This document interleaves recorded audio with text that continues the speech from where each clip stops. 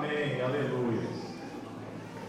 Eu gostaria de estar com vocês hoje, recebendo, né? Mas a gente que prega, talvez a gente recebe até mais. E na verdade nós aguardamos até meio-dia, e de meio-dia para lá eu falei, Senhor, né? O Senhor já sabe, né? Como é? Ele falou, você que já sabe como que é. Eu falei, amém. Feche seus olhos. Pai, nós te adoramos nessa noite. A tua presença é palpável nesse lugar, porque o Senhor habita em nós. E quando nosso coração anseia pela tua presença, ela se manifesta, porque ela já está dentro de nós. E quando nós nos reunimos, os anjos se reúnem também. E quando o Senhor vê que o nosso coração anela por ti, então o Senhor libera a tua palavra. O Senhor libera a porção necessária. O Senhor libera a tua vontade. E nessa noite a nossa expectativa continua ardente, porque nós não buscamos as tuas mãos.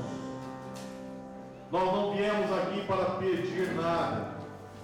Nós viemos aqui para ver a tua face.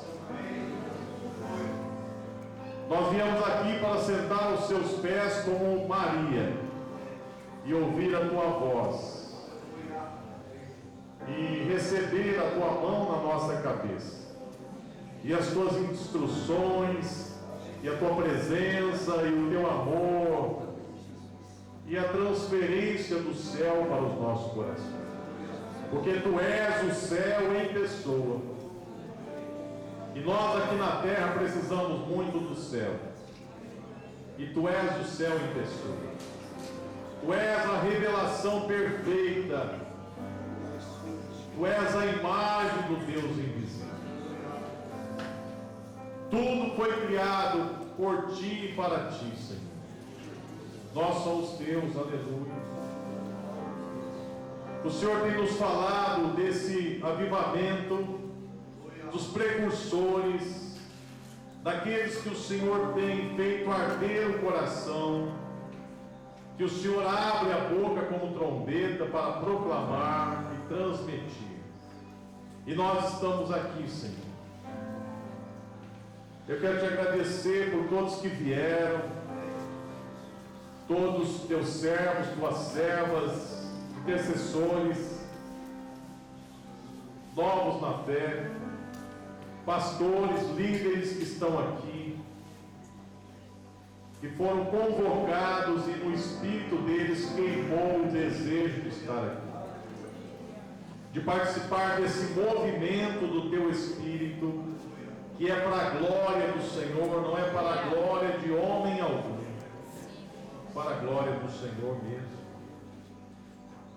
Aleluias, fala conosco através da tua palavra, em nome de Jesus, amém? Glória a Deus. Abra sua Bíblia no livro de Daniel, capítulo 7.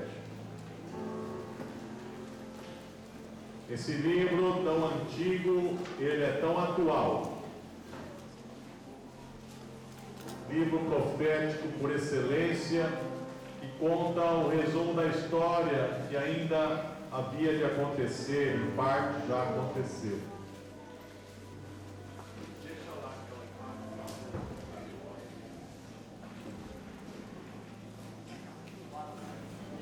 Daniel capítulo 7.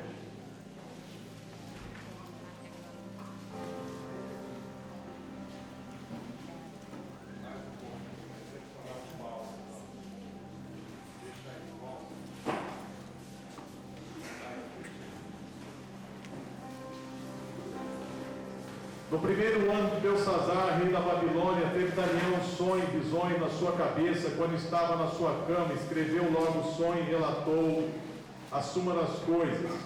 Falou Daniel e disse: eu estava olhando na minha visão de noite, vi 4 ventos do céu que agitavam o grande mar, e 4 animais grandes, diferentes uns dos outros, subiam do mar. O primeiro era como um leão, tinha asas de águia. Enquanto eu olhava, foram-lhes arrancadas as asas, e foi levantado da terra e posto em pé como um homem. e foi-lhe dado um coração de homem, e continuei olhando e vi um animal semelhante ao urso, o qual se levantou de um lado, tendo na boca 3 costelas entre seus dentes, e foi-lhe dito: levanta-te e devora muita carne. Depois disso eu continuei olhando e vi outro semelhante a um leopardo, o qual tinha 4 asas de ave nas suas costas, e tinha também este animal 4 cabeças, e foi-lhe dado domínio. E depois disso eu continuei olhando as visões de noite, e vi o 4º animal terrível, espantoso e muito forte, o qual tinha dentes grandes de ferro, e demorava e fazia em pedaços, pisava aos pés o que sobejava, e era diferente de todos os animais que apareceram antes dele, e tinha 10 chifres. Estando eu a considerar os chifres, eis que entre eles subiu outro chifre pequeno, diante do qual 3 dos primeiros chifres foram arrancados, e nesse chifre havia olhos como os de homem, e uma boca que falava grandes coisas. E continuei olhando até que foram postos uns tronos, e o ancião de dia se assentou, e a sua veste era branca como a neve, e o seu cabelo da sua cabeça como pura lã, e o seu trono era como chama de fogo, e as suas rodas de fogo ardente, e um rio de fogo manava e saía diante dele. Milhares e milhares o serviam, e milhões assistiam diante dele, e assentou-se o juízo e abriram-se os livros. Então estive olhando por causa da voz das grandes palavras que o chifre proferia. Estive olhando até que o animal foi morto, e o seu corpo desfeito, entregue para ser queimado pelo fogo. E quanto aos outros animais, foi-lhes tirado o domínio, todavia foi-lhe prolongado a vida até certo espaço de tempo. E eu estava olhando nas minhas visões de noite, vi ainda nas nuvens do céu um como filho do homem, e dirigiu-se ao ancião de dias, e fizeram chegar até ele. E foi-lhe dado domínio e honra e o reino para todos os povos, nações e línguas, para o servirem, e o seu domínio é um domínio eterno, e não passará, e o seu reino tal qual não será destruído. Agora versículos 21. E eu olhava e vi que este chifre fazia guerra contra os santos, e prevaleceu contra eles, até que veio um ancião de dias, e fez justiça aos santos do Altíssimo, e chegou o tempo em que os santos possuíram o reino. E disse assim: o 4º animal será o 4º reino da terra, o qual será diferente de todos os reinos. Ele devorará toda a terra e pisará, e fará em pedaços. Quanto aos 10 chifres daquele mesmo reino, se levantarão 10 reis depois deles. Se levantará outro, o qual será diferente dos primeiros, e abaterá a 3 reis. E proferirá palavras contra o Altíssimo, e destruirá os santos do Altíssimo, e cuidará em mudar os tempos e as leis, e serão entregues na sua mão por um tempo, 2 tempos e metade de um tempo. Mas o juízo será estabelecido, e eles tirarão o seu domínio para o destruir e para desfazer até o fim. E o reino e o domínio, a majestade dos reinos debaixo de todos os céus serão dados ao povo dos santos do Altíssimo. O seu reino será um reino eterno. Todos os domínios servirão e lhe obedecerão. Aqui terminou o assunto. Quanto mais Daniel, os meus pensamentos muito me perturbaram, e mudou-se em mim o meu semblante, mas guardei o assunto no meu coração. Amém? Todos estão sentados, tem alguns visitantes nossos que estão em pé, então eu pediria, para os da casa oferecerem seus lugares, para os de fora. Amém? Temos aí alguns lugares aqui pelo meio. Nós vamos dar oportunidade. Amanhã nós vamos trazer mais cadeiras, Vamos trazer mais umas 70 cadeiras.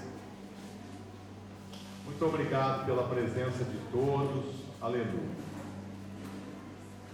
Isso, vamos nos acomodar para nós ficarmos bem aconchegados, para ficarmos concentrados naquilo que Deus tem para nós nessa noite.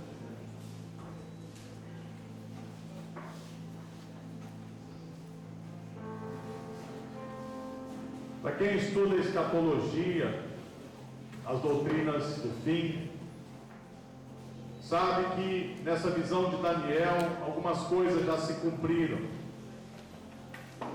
Esses 4 animais representam 4 reinos. Esse leão do primeiro reino é a Babilônia, em que Daniel era governador, e Deus usou Daniel para que aquele governo anticristão, antideus, se sujeitasse ao Senhor através da vida de Nabucodonosor. Depois esse reino foi subjugado pelos medos e persas, que é tipificado aqui pelo urso. E depois os medos e persas foram subjugados pelo reino grego macedônico, liderado por Alexandre o Grande, que tipifica aqui o leopardo. E esse reino foi dividido em 4, quando ele morreu com 33 anos, e os seus 4 generais dividiram o reino. Até que surgiu o maior império de todos os tempos, o Império Romano, e esse império derrotou o Império Grego Macedônico e também o Egito, e dominou todas as terras que esses impérios antigos haviam dominado, inclusive Israel. E nesse período do auge do Império Romano, Jesus veio, o Messias, que ele é descrito aqui. E o Senhor então, ele veio exatamente para ser o sacrifício perfeito, para pagar o preço de toda a humanidade, o pecado de toda a humanidade, e tomar o domínio pela sua vida santa e pela sua entrega, tanto do mundo dos mortos. Ele desceu lá e tomou a chave da morte do inferno. Ele é o Senhor do inferno, ele é o Senhor da morte, ele é o Senhor do submundo, ele é o Senhor do Hades, ele é o Senhor do Tártaro, de todos os abismos. Todos os abismos têm um Senhor que não é mais Satanás, é Jesus. Glória a Deus. Ele abre e ninguém fecha, ele fecha e ninguém abre. E quando ele ressuscitou, foi-lhe dado também todo o poder sobre o céu e a terra. Legalmente esse planeta pertence a Jesus Cristo, porque ele comprou com seu sangue, e o Pai entregou a ele o domínio. E quando ele subiu ao céu, também foi dada autoridade no céu, porque ele disse: todo poder lhe é dado nos céus e na terra, portanto, ide. Mas nós vemos que a igreja, ela prosperou pregando o evangelho, mesmo debaixo de perseguição. Até o ano 300 era uma igreja santificada, que não tinha medo da morte e não tinha nenhum problema em ser martirizado, porque a glória dos primeiros discípulos era morrer como seu mestre. Foi o grande avivamento da história, a um nível mais elevado, que é o nível de ter prazer de ser um mártir, prazer de despojar tudo para agradar a Deus. Depois veio o tempo de trevas, a mistura do Estado e da igreja, e aí depois vem o tempo da reforma. E aí nós todos vamos tendo acesso à Bíblia Sagrada, sendo traduzida em todas as línguas, e até hoje muitas línguas precisam de tradução. E nós vamos chegando agora na era da tecnologia, do conhecimento, e não sabemos quando isso, até onde vai isso daí. E o problema é que o conhecimento sem Deus pode gerar uma tragédia cada vez maior, uma tecnologia tão avançada. A questão é que essa profecia, ela fala do tempo final, o que precederá a grande tribulação, que seria o arrebatamento da igreja. E ela descreve esses 7 anos finais aqui, onde o anticristo vai reinar parcialmente, sobre esse planeta, não totalmente. E aqui é chamado de pequeno chifre, os 10 reinos, e onde ele institui 3 reinos e ele domina esses 10 reinos. E o domínio dele aí por 7 anos. O que nos interessa para todos aqueles que são fiéis e eleitos, são igreja, não são os 7 anos da tribulação, porque eu espero que nenhum aqui fique para ela, amém? Agora, se você ficar, te interessa muito saber o que vai acontecer. Se você quiser ficar os 7 anos, porque haverá um avivamento durante a grande tribulação. A Bíblia diz que milhares se converterão durante a grande tribulação. Quem sabe você queira ficar para pregar na grande tribulação, ou se converter na grande tribulação. tribulação e ser martirizado e morto, e fazer parte daquelas almas que estão lá, que diz até quando não fará justiça para nós, que viemos de grande tribulação e fomos mortos. Mas se você não quer, então não tem muito interesse em saber esse tema, então nós vamos falar do que acontece antes da grande tribulação, que será o auge da igreja fiel. Ela vai viver o último avivamento. O último avivamento antes do arrebatamento. Porque haverá um pequeno avivamento durante a grande tribulação, debaixo de uma perseguição mortal. Mas o que antecede o arrebatamento da igreja, e que essa palavra fala aqui, assim vagamente, porque esse tempo da igreja é um mistério que estava encoberto, é um mistério de Deus revelado, que é Cristo, esperança da glória, que é Cristo se revelado aos gentios, que os gentios têm lugar no reino, que o Senhor abriu aspas na história de mais de 2000 anos, já está se completando, 2000 anos desde Pentecoste, lá para o ano 2031 se completa 2000 anos da era da igreja, a igreja gentil. Quem sabe, 2031 seja um ano assim tão profético. Então, o que acontece nesse tempo que precede o arrebatamento da igreja? Para quem não é fiel a Deus, para quem leva a obra de Deus no oba-oba, para quem pensa assim, eu estou salvo, aleluia, agora eu posso fazer o que eu quiser da minha vida, porque uma vez salvo, salvo para sempre, Eu creio que o salvo não pensa assim. Agora que eu estou salvo, vale tudo. Eu penso que um salvo não pensa assim, Um perdido que pensa que é salvo, pensa assim. Então, para as pessoas que realmente são fiéis ao Senhor, e realmente elas querem que o Senhor as use nesse tempo, o que elas esperam realmente é um manifestar de Deus como nunca houve na história. Sabe, o manifestar de Deus como nunca houve na história é um desejo ardente e um poder em nós que nos leva a pregar o Evangelho. Porque hoje em dia, queridos, há debate para tudo. Hoje em dia há contraponto para tudo. Hoje em dia nada é absoluto. Tudo que você falar hoje, alguém pode ser contra. Isso a nível humano, de conhecimento humano.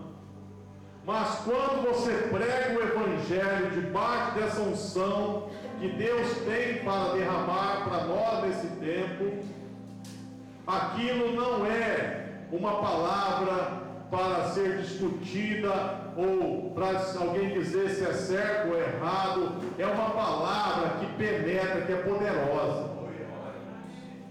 E mais do que nunca nós temos que pregar o Evangelho, conhecer o Evangelho e falar assim: existe um céu e existe um inferno. Pessoas vão para o inferno para sempre, e o próprio inferno vai para o lago de fogo, e pessoas vão para o céu e voltarão para a terra para reinar com Cristo para sempre. Nós precisamos parar de enfeitar as coisas. Nós temos que falar a verdade. No avivamento da Coreia do Sul, que ocorre até hoje, a maioria das pessoas na Coreia do Sul se converteram.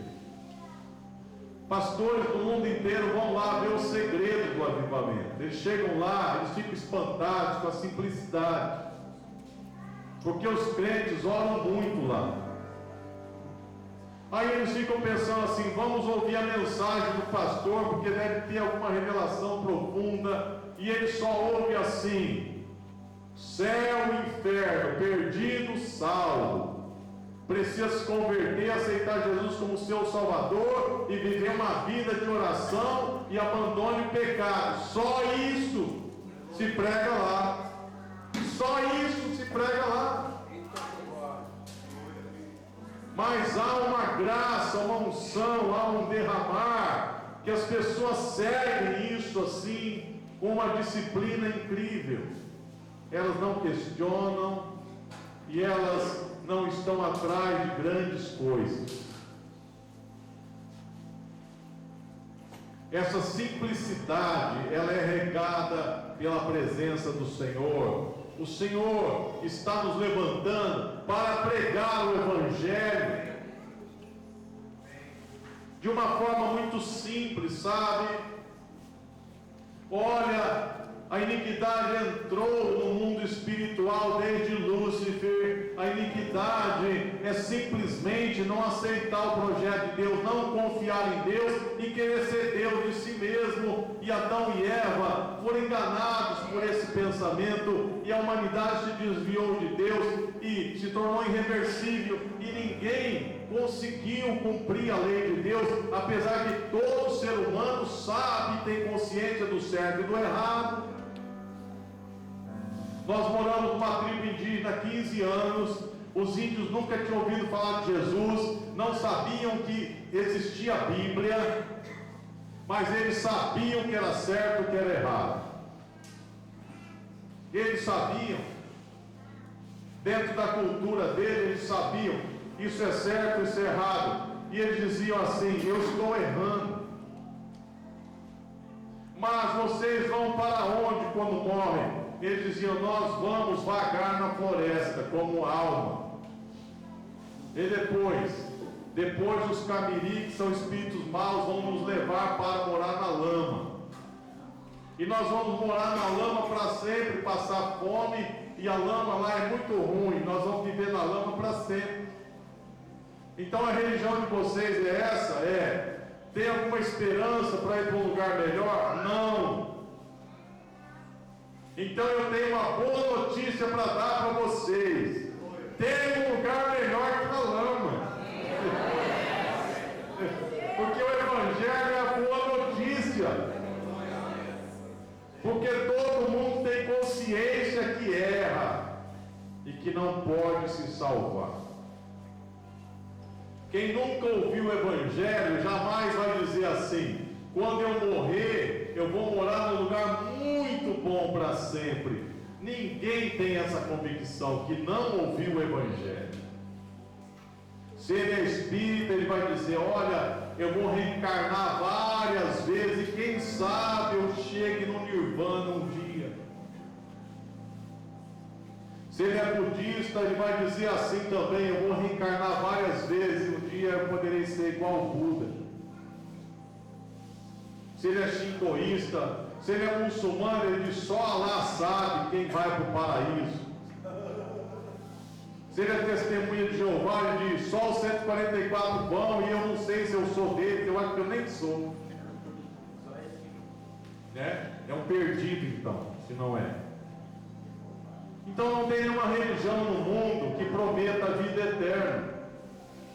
Todos têm uma convicção que estão perdidos quando não conhecem o Evangelho.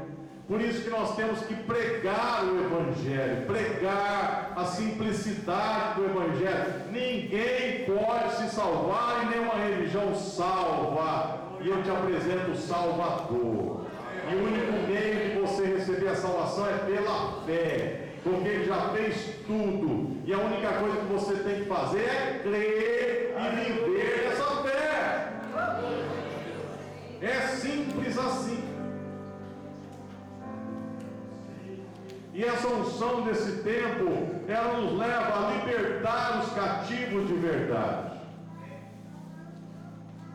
Sabe, esse avivamento será um avivamento que um dependente químico vai chegar numa reunião, porque hoje ainda não acontece muito isso, acontece em alguns casos.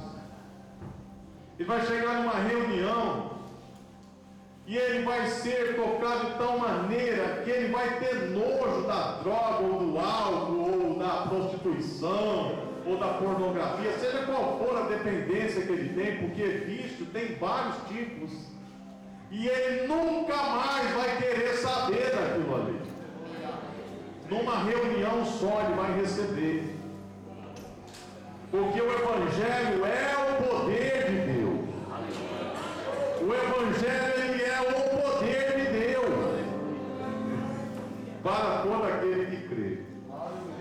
Então a pessoa vai ser tocada, convencida e vai dizer: eu quero ser liberto, e será liberto.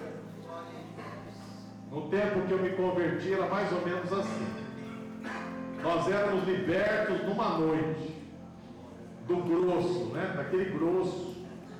Claro que depois entrava no processo de santificação, daquela operação pente fino, né? Essa operação pente fino dura a vida toda. Mas o grosso pode sair numa reunião só. Aquele grosso sai. Então, quando nós temos que, sabe, gastar 2, 3, 4, 5 anos para fazer a libertação numa pessoa, tem alguma coisa errada acontecendo. Estamos estressados, alguns morrendo antes do tempo, abandonando a obra, desanimados, porque é um estresse tão grande querer ser o Espírito Santo, que não dá para ser o Espírito Santo. Nós vamos descobrindo na caminhada que não dá para ser o Espírito Santo. E quando o Espírito Santo não está a fim de operar, porque ele que manda, a gente fala: mas tem que acontecer. Aí a gente morre, porque nós não podemos fazer a obra do Espírito Santo. Sabe, quando nós estamos debaixo dessa glória, desse mover de Deus verdadeiro, não é um oba-oba, sabe? Não é peso, não é estresse, é um fluir. As coisas acontecem, sabe, porque Deus se agrada do nosso coração. Voltará o tempo de curas extraordinárias. Nós vamos ver pé de gente crescer onde não tem pé. Né, Eloy? O Eloy já está quase desse nível já.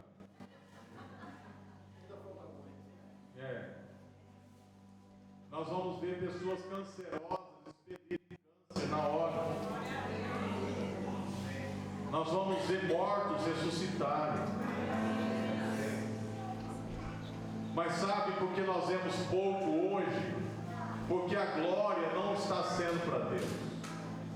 A glória é para o ministério, é para o pregador, é para o evangelista, é para a pessoa da mídia, é algo midiático. Meu Deus, se Deus liberar esses dons miraculosos na vida de alguém hoje, em um ano ele está milionário. Só na venda de CD, de mensagem, de vídeo, ele fica milionário em um ano. Vocês viram o vídeo lá? Não é para a glória de Deus. Por isso que Deus restringiu no nosso tempo esses sinais, porque estava se tornando algo assim nojento.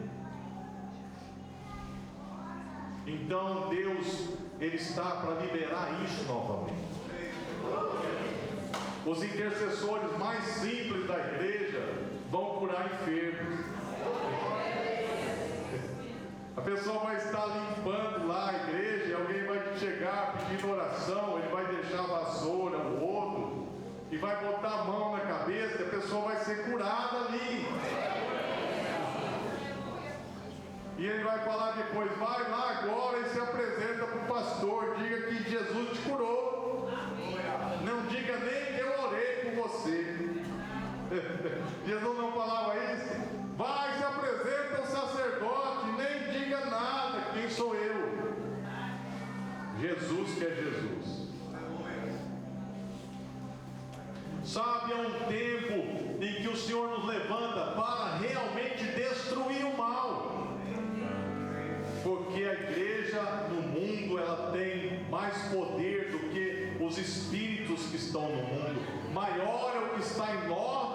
está no mundo. E essa é a vitória que vence o mundo, a nossa fé. É uma igreja que destrói o mal. É uma igreja que realmente bota o mal para fugir. Mas o senhor crê nisso, pastor Daniel? Eu creio, nós vivemos isso entre os Manauás. Nós oramos 3 anos pelos Manauás, todo dia, toda noite. Em 3 anos, os Manauás pararam de beber, de se prostituir, de mentir, de roubar, de violência. As enfermidades foram se acabando, a mortalidade infantil. Em 3 anos, todo mundo virou santo. E ninguém era crente ainda, porque nós não tínhamos ainda condição de pregar profundamente o Evangelho na língua deles, não tinha a Bíblia, nada ainda, mas todo mundo vivia igual crente e eles oravam a Deus. E nós começamos a ver novos nascimentos depois de 3 anos, e foram 7 anos pessoas nascendo de novo, e no final 80% da aldeia eram nascidos de novo. Vejam o poder de neutralizar o mal, o poder de neutralizar demônios numa etnia, e esses demônios ficam amarrados. Se os demônios ficarem amarrados por 3 anos, ninguém tem vontade mais de pecar, porque são os demônios que incitam as pessoas a pecar, porque o pecado é ridículo, gente. A pessoa usar droga, beber, se matar, querer matar o outro, querer se prostituir a noite toda, isso é ridículo, é coisa de gente louca. Mas nós ficamos loucos quando nós estamos sob a influência demoníaca. Nós gostamos disso. E quando não há uma influência demoníaca, nós não temos vontade de pecar. Nós temos vontade de praticar justiça, de amar, de estender a mão, de servir, de fazer o bem, de buscar a Deus, de ser feliz com coisas simples. Porque Deus é assim. Esse mover de Deus nos leva a discipular as pessoas, sabe, e não dizer assim, os meus discípulos. Eu tenho, 50 discípulos, 10, 25, parece que eu sou o dono deles, parece que eu sou o dono das minhas ovelhas, parece que eu sou o pastor e eles são ovelhas, eu sou superior a eles e eles têm que me obedecer, acabou. É uma coisa meio estranha, sabe? Nós formamos discípulos de Jesus. E o sucesso do discipulador é quando o discípulo se torna melhor que ele. Aleluia! Jesus falou: aquele que crê em mim fará as obras que eu faço e fará maiores. Jesus nunca teve ciúme que alguém pudesse fazer mais que ele. É uma glória. É a glória. É que aquelas pessoas que você discipulou hoje são mais frutíferas que você. Essa é a glória. E é um tempo também que nós podemos orar e libertar nações inteiras, como o Brasil, por exemplo. O Brasil ainda hoje está nas garras de espíritos de corrupção, de engano, de mentira. Quanta mentira, mas quanta mentira, quanta avareza, quanta ambição, sabe? Para que, eu virar milionário em cima da desgraça dos outros e eu ter coragem de ser feliz com dinheiro roubado? E eu estou tão feliz porque eu estou aqui viajando no meu iate com dinheiro roubado daqueles idiotas, e eu estou tão feliz. Só pode vir do inferno isso daí. Como é que pode? É infernal. Então, queridos, libertar uma nação para 40 milhões de crentes deveria ser igual tirar pirulito da boca de criança, empurrar bêbado de escadaria abaixo. 40 milhões de crentes orando, batalhando e dando bom testemunho,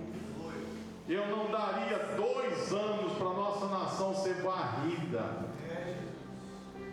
Virá uma nação santa, com 40 milhões de intercessores, 40 milhões de crentes que dobram o joelho, não se dobram a Baal, 40 milhões de pessoas que realmente vivem o Evangelho, pregam o Evangelho, têm as suas famílias baseadas no Evangelho. Meu Deus! Deus não precisa nem de 1 milhão para mudar essa nação. Mas a cultura do mundo entrou no meio da igreja. Sabe, aquela cultura de que eu tenho que pensar na minha prosperidade. Quando o Evangelho ensina que eu sou uma fonte de prosperidade para as pessoas, que Paulo disse assim: sendo pobres, mas enriquecendo a muitos, aleluia. Porque para ele já era rico. Ele conhecia as riquezas insondáveis de Cristo, os mistérios revelados desde a fundação do mundo, as riquezas inescrutáveis.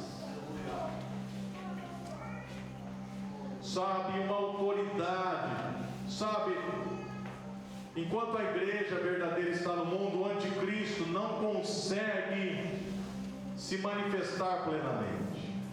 Porque o que o detém é o varão perfeito, é o povo de Deus, são os filhos de Deus, ou no feminino, a igreja, a noiva. E o Senhor está dizendo: eu quero que isso aconteça nesse tempo. Sabe, Deus, Ele é santo, queridos. Deus é santo. Deus não aceitará de nós algo menor que a santidade. A santidade, ela vem da onde? Daquele que é santo. Onde aquele que é santo habita? Habita em você, porque o Espírito Santo habita em você. Ele é o Santo Espírito. Então, se eu deixo Ele dominar minha vida, eu sou santo. E se eu não deixo, eu não sou. É simples assim. Não há um esforço para ser santo, há uma concessão. Eu permito que o Espírito Santo me leve à santidade. Eu permito que o Espírito Santo me use com poder. Eu permito que o Espírito Santo me traga a alegria dele, a bondade, a misericórdia, o amor dele.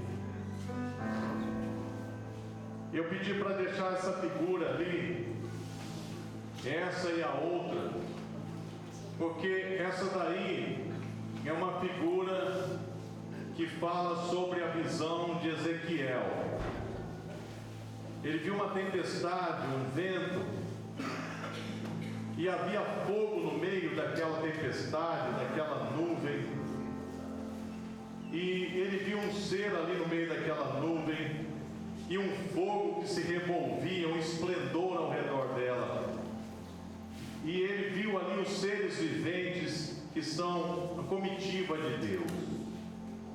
Deus é um ser que ele não tem prazer na solidão. Deus está sempre acompanhado.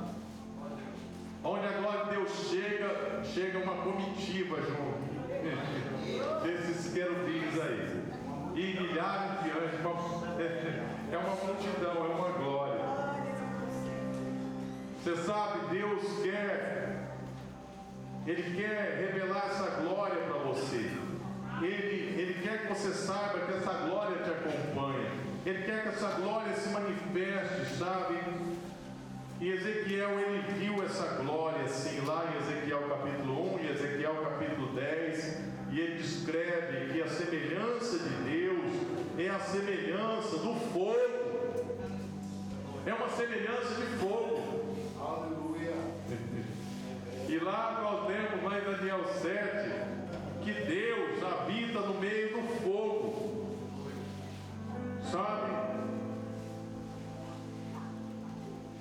Lá em Daniel 7:10, um rio de fogo manava e saía diante dele.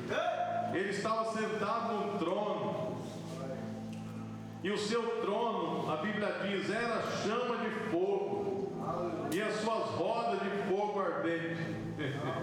Aquelas rodas dos tronos antigos dos reis. Fogo, Deus mora no meio do fogo. Deus é um fogo. O fogo vem de Deus, e Deus está cercado de fogo, e os querubins estão também no meio desse fogo, e os serafins já são seres incendiários, e não tem bombeiro que apague esse fogo.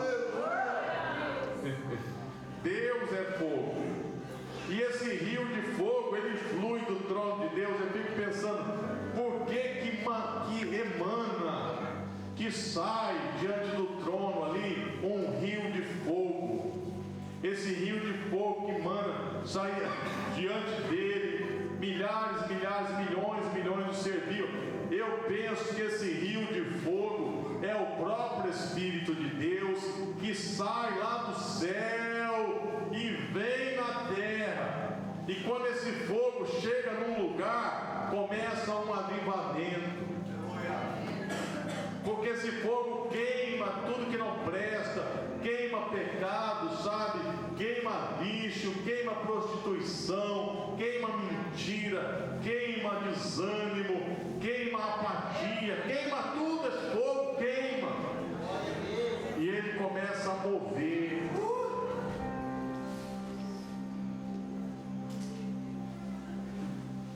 Ezequiel estava no cativeiro, ele viu a glória de Deus.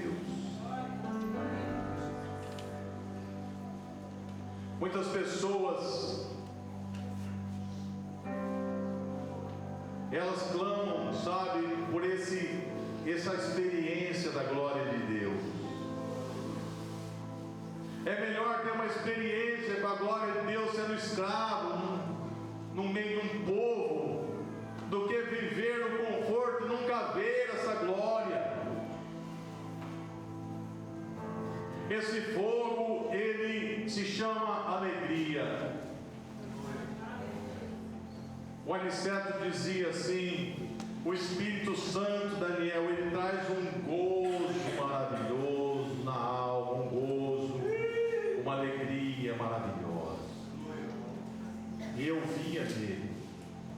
Não quer dizer que não tem luta, não quer dizer que não tem angústia, não quer dizer que não sente um frio na espinha, não quer dizer que tem dia que você sente o peso, não quer dizer que tem dia que você se sente tão limitado e tão fraco, não quer dizer que não venha problemas, mas quer dizer que essa alegria, ela transborda além.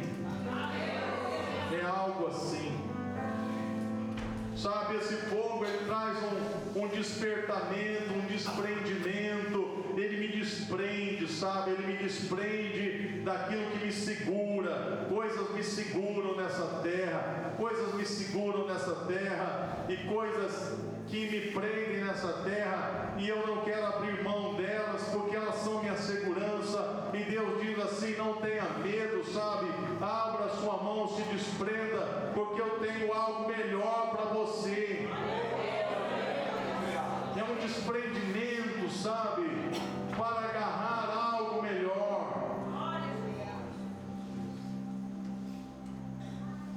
Ao liberar de dons esse fogo, no Pentecostes liberou dons. Ao liberar de dons, sabe, a igreja cheia de dons é maravilhoso, porque é um mover, é uma alegria, é algo espetacular. E nós já vimos algumas vezes acontecer esse algo maravilhoso. Nós já estivemos em lugares assim secos, sabe, em 10 minutos mudar tudo, todas as pessoas caírem no chão chorando em arrependimento, e elas esquecerem que tinha um churrasco lá fora, e elas esquecerem da sua tradição religiosa, e elas esquecerem de tudo, e elas não queriam sair de lá, porque elas estavam tomadas pela glória de Deus. Nós já vimos isso uma vez em Ouro Preto. Nunca vi Deus operar tão rápido. E as pessoas chorando. Nós estamos orando 20 anos por esse dia. 20 anos. coisa maravilhosa que significa o liberar de dons. Uma santidade, sabe? Os jovens vão voltar a casar virgem, sabe? Não haverá adultério no casamento, sabe? Não haverá mentira, engano, esconder. Haverá uma verdadeira intimidade de um marido e uma esposa, de modo que eles não têm medo de falarem a verdade um para o outro, porque a santidade é luz, e a santidade é maravilhosa, porque você realmente tem prazer quando você vive em santidade. Há um prazer. A santidade, ela traz outra coisa também, a beleza. Você fica mais bonito quando você está em santidade. Você fica lindo quando você está em santidade.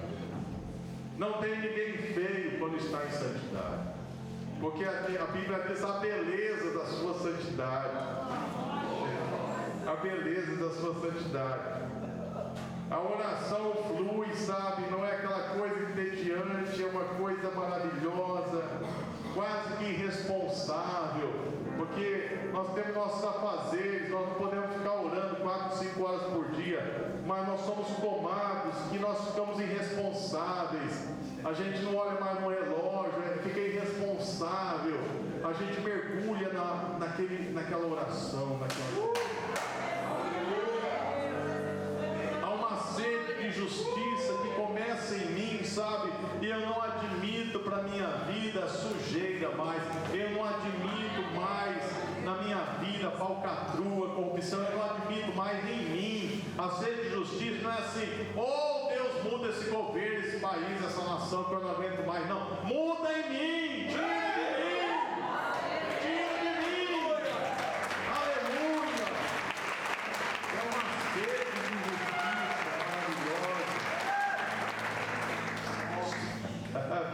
Eu não vivo em família, porque a Bíblia diz que o marido tem que amar a mulher tem que respeitar o marido, e a mulher tem que ser submissa, e o marido tem que ser o cabeça. Eu não vivo em família porque tem uma ordem para ser assim. Eu vivo em família porque é a vida abundante, é bom demais, e é assim que é bom, porque é bom assim. Eu vivo em família porque é bom assim, eu descobri que é bom. Aleluia. Não é porque é um mandamento, porque o mandamento ficou gravado lá na cruz. Eu vivo na graça, não no mandamento. O mandamento já passou. Eu tenho prazer na lei de Deus agora. Não é mais um mandamento, porque mandamento é para escravo, mas filho não precisa de mandamento. Filho tem para si tudo como herança. É uma herança. Mandamento é para escravo, é para servo, é para gente abestada, gente ignorante. Mas quem é filho não precisa de mandamento. Tudo que o pai é, eu sou também. Tudo que o pai tem é meu também. E eu quero mais ser igual ao meu pai. Filho não precisa de mandamento. Sabe? E a nação cujo Deus é o Senhor. A nação cujo Deus não é uma nação evangélica ou protestante ou uma nação cristã, é uma nação cujo Deus é Jesus Cristo. É diferente. A ênfase não está numa declaração teológica, a ênfase está no Senhor. O Senhor, Ele é o Senhor. Vamos ficar de pé, queridos.